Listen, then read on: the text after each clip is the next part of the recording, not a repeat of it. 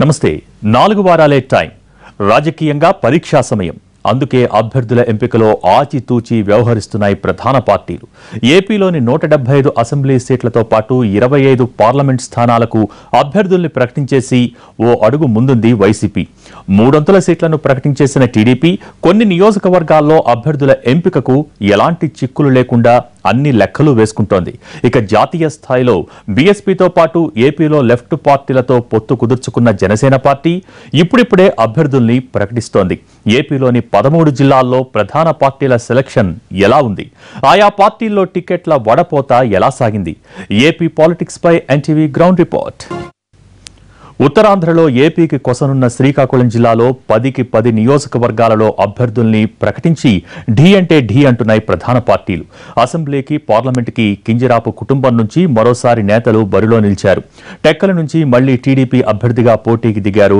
మంత్రి అచ్చెన్నాయుడు పలాసలో ఈసారి party senior నేత ఎమ్మెల్యే గౌతు శ్యామసుందర్ శివాజీ బదులు ఆయన కూతురు శిరీషకి అవకాశమిచ్చిన టీడీపీ మిగిలిన సీట్లలో సిట్టింగులకే టికెట్లు ఇచ్చింది కాంగ్రెస్ నుంచి టీడీపీలో చేరిన మాజీ మంత్రి కొండ్రు మురళీమోహన్ ని రాజాం నుంచి పోటీకి దించింది టీడీపీ రాష్ట్ర అధ్యక్షుడు కళా వెంకట్రావు కూడా ఇదే జిల్లాలోని సిట్టింగ్ సీటు ఎచ్చెర్ల నుంచి మళ్లీ పోటీలో ఉన్నారు సిట్టింగ్ ఎమ్మెల్యేలైన కంబాల జోగులు కళావతులకు రాజాం పాలకొండ నియోజకవర్గాల నుంచి మళ్లీ టికెట్లిచ్చింది విపక్ష పార్టీ వైసీపీ శ్రీకాకుళం నుంచి పార్టీ సీనియర్ నేత ధర్మాన ప్రసాదరావు నర్సన్నపేట నుంచి ఆయన సోదరుడు కృష్ణదాస్ వైసీపీ అభ్యర్థులుగా మళ్లీ పోటీలో ఉన్నారు శ్రీకాకుళం పార్లమెంట్ స్థానం నుంచి కింజరాపు రామ్మోహన్ నాయుడుపై గతంలో టెక్కల నుంచి అసెంబ్లీకి పోటీ చేసిన దువ్వాడ శ్రీనివాసరావును పోటీకి దించింది వైసీపీ ఆముదాల వలసలో మరోసారి తలపడబోతున్నారు మామా అల్లుళ్లు ప్రభుత్వ విప్ కూన రవికుమార్ టీడీపీ అభ్యర్థిగా మరోసారి సిట్టింగ్ సీటు నుంచి పోటీ చేస్తుంటే వైసీపీ నుంచి తమ్మినేని సీతారాం మేనల్లుడితో మరోసారి ఢీకొంటున్నారు 2014 ఎన్నికల్లో వైసీపీ నుంచి శ్రీకాకుళం ఎంపీ అభ్యర్థిగా పోటీ చేసిన రెడ్డి శాంతిని ఈసారి పాతపట్నం నుంచి పోటీకి దించింది వైసీపీ ఇచ్చాపురంలో నర్సు రామారావు స్థానంలో ఈసారి పిరియా సాయిరాజ్కి వైసీపీ అవకాశం ఇచ్చింది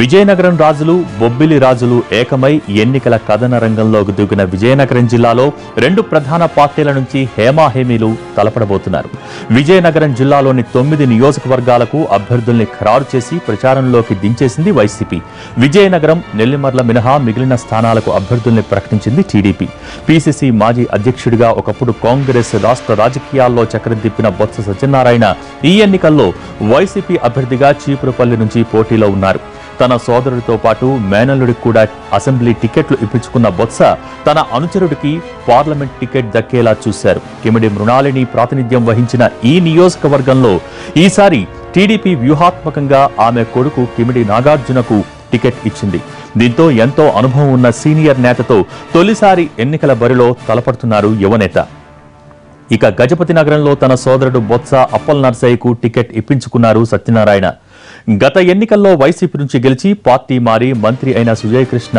మరోసారి బొబ్బిలి బరిలో సై అంటున్నారు కీలకమైన విజయనగరం నియోజకవర్గంతో పాటు సీనియర్ నేత పతివాడ నారాయణస్వామి ఇక విజయనగరం నియోజకవర్గంలో మీసాల గీత సిట్టింగ్ ఎమ్మెల్యేగా ఉన్న ఆ సీటు కోసం టీడీపీ నేతల మధ్య గట్టి పోటీ నడుస్తోంది కేంద్ర మాజీ మంత్రి అశోక్ గజపతిరాజు కూతురు అదితి పేరు కూడా ప్రచారంలో ఉంది మరోవైపు నెల్లిమర్లలో వయోభారాన్ని దృష్టిలో పెట్టుకుని పతివాడకు మరోసారి టికెట్ ఇచ్చే విషయంలో తర్జన భర్జన పడుతోంది టీడీపీ తన కొడుక్కి సీట్ ఇవ్వాలని కోరుతున్నారు సీనియర్ నేత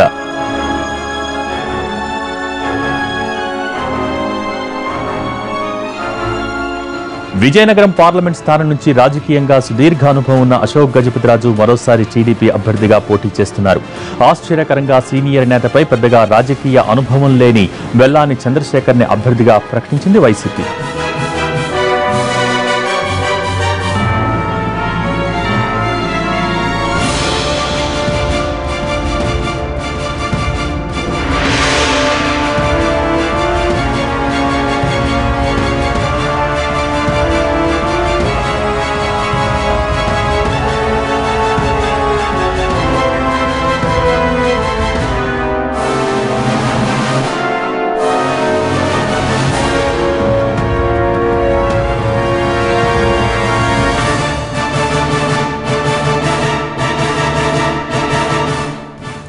విశాఖపట్నం జిల్లాలోని 15 నియోజకవర్గాలకు అభ్యర్థుల్ని ప్రకటించింది వైసీపీ.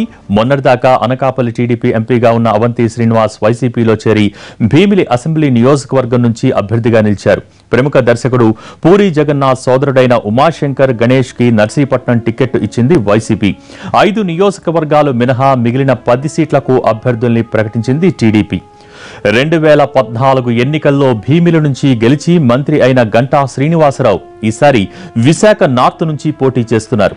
గత ఎన్నికల్లో TDP పొత్తుతో BJP MLA Vishnukumar Raju గెలిచిన సీటిది. మరో మంత్రి అయ్యన్న పాత్రుడు సిట్టింగ్ సీటు నర్సీపట్నం నుంచి బరిలో నిలిచారు. 2014 ఎన్నికల్లో వైసీపీ నుంచి గెలిచి పార్టీ మారిన మహిళా ఎమ్మెల్యేలు ఇద్దరు టీడీపీ అభ్యర్థులుగా బరిలో ఉన్నారు. పాడేరు నుంచి గిడ్డి ఈశ్వరి, రంపచోడవరం నుంచి వంతల రాజేశ్వరి అభ్యర్థిత్వాల్ని టీడీపీ ఖరారు చేసింది. పాయకరావుపేట నుంచి గెలిచిన వంగలపూడి అనితని పశ్చిమ గోదావరి జిల్లా కొవ్వూరు అభ్యర్థిగా ప్రకటించి అందరినీ ఆశ్చర్యపరిచింది టీడీపీ అధిష్టానం. ఇక పాయకరావుపేట సీటును డాక్టర్ బంగారయ్యకు కన్ఫర్మ్ చేసింది. మావోయిస్టుల చేతిలో హత్యకు గురైన కిడారి సర్వేశ్వరరావు కొడుకు కిడారి శ్రవణ్ అరకు నుంచి తొలిసారి ఎన్నికల బరిలోకి దిగారు. మంత్రి గంటా ప్రాతినిధ్యం వహించిన భీమిలితో పాటు గాజువాక, పెందుర్తి, చోడవరం, మాడుగుల నియోజకవర్గాల అభ్యర్థులపై టీడీపీ వడపోతలో బిజీగా ఉంది. 2 పార్లమెంట్ స్థానాలకు అభ్యర్థుల్ని ఖరారు చేసింది వైసీపీ. విశాఖపట్నం నుంచి ఎంబీవీ సత్యనారాయణ, అనకాపల్లి నుంచి డాక్టర్ వెంకట సత్యవతిని అభ్యర్థులుగా ప్రకటించింది. ఇక సబ్బం హరి పార్టీలోకి వస్తే మాడుగుల ఇద్దామనే ఆలోచనతో ఆ సీటును పెండింగ్ లో పెట్టింది టీడీపీ. 2014లో టీడీపీ పొత్తుతో బీజేపీ గెలిచిన విశాఖ లోక్సభ సీటుపై టీడీపీ ఆచితూచి వ్యవహరిస్తోంది. గాజువాక సిట్టింగ్ ఎమ్మెల్యే పల్లా శ్రీనివాసరావును విశాఖ ఎంపీగా బరిలోకి దించాలన్న ఆలోచన చేసింది. అయితే మాజీ ఎంపీ ఎంవీఎస్ మూర్తి మనవడు బాలకృష్ణ చిన్నల్లుడు శ్రీభరత్ కి విశాఖపట్నం ఎంపీ అభ్యర్థిగా తెరపైకి తెచ్చే ప్రయత్నాలు జరుగుతున్నాయి. అదే జరిగితే గాజువాక అసెంబ్లీ నియోజకవర్గం నుంచి మళ్లీ సిట్టింగ్ ఎమ్మెల్యే పల్లానే టీడీపీ అభ్యర్థి. అనకాపల్లి పార్లమెంట్ సీటు నుంచి కొనతాల కోసం ప్రయత్నాలు చేసిన టీడీపీ అది కాని పక్షంలో అడారి ఆనంద్కి అవకాశం ఇవ్వాలని అనుకుంటోంది. మరోవైపు అవంతి శ్రీనివాస్ వైసీపీలోకి వెళ్లడంతో అనకాపల్లి నుంచి అభ్యర్థి ఎంపిక విషయంలో సామాజిక సమీకరణాల్ని లెక్కలోకి తీసుకుని అభ్యర్థిని ప్రకటించబోతోంది. మరోవైపు బీజేపీ సిట్టింగ్ సీటు విశాఖ నుంచి మళ్లీ హరిబాబే పోటీ చేస్తారా, మరొకరు తెరపైకి వస్తారా అన్న చర్చ జరుగుతోంది.